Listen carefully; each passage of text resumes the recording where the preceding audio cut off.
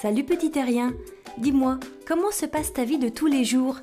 J'imagine que tu vis dans une maison, que tu vas à l'école, au parc, au supermarché. Sais-tu que des enfants vivent une vie plus difficile? Que pourrait-on faire pour que tous les enfants grandissent dans les meilleures conditions?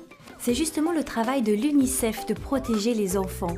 Par exemple, en cas de guerre ou de catastrophe naturelle, l'UNICEF leur vient en aide. Il existe aussi des endroits où les enfants sont obligés de travailler, de se marier ou même de faire la guerre. On ne peut pas tolérer ça.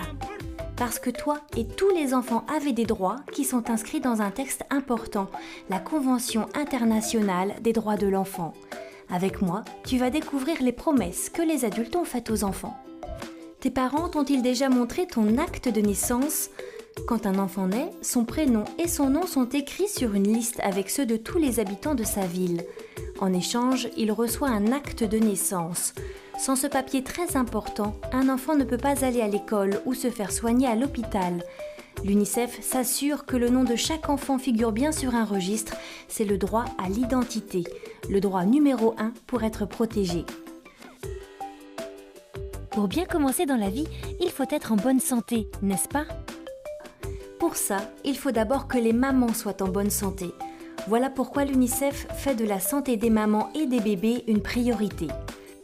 Tu as déjà été vacciné ? Sais-tu à quoi sert cette petite piqûre ? Eh bien, elle te protège contre de nombreuses maladies, dont certaines pourraient menacer ta vie. Dans le monde, un enfant sur 2 est vacciné grâce à l'UNICEF. L'eau est aussi très importante pour rester en bonne santé.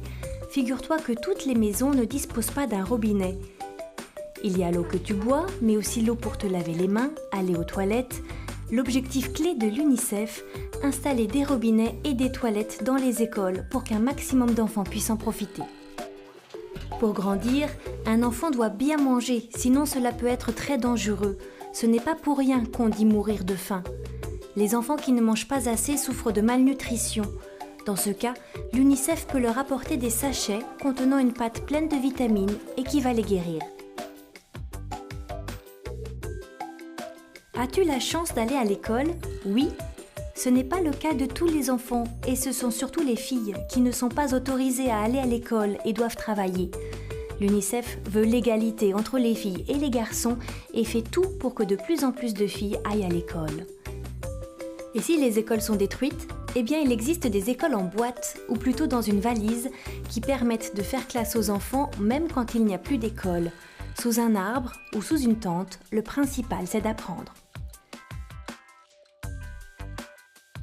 Si tu trouves ces situations injustes et que tu te sens solidaire des autres enfants, tu peux aider l'UNICEF à défendre les droits des enfants.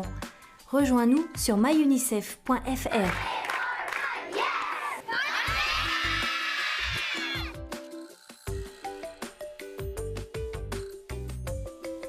Et maintenant, réfléchissons ensemble.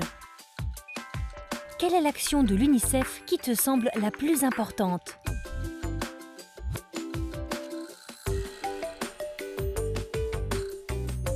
Penses-tu que les droits des enfants sont respectés dans ton école, dans ta ville, dans ton pays ?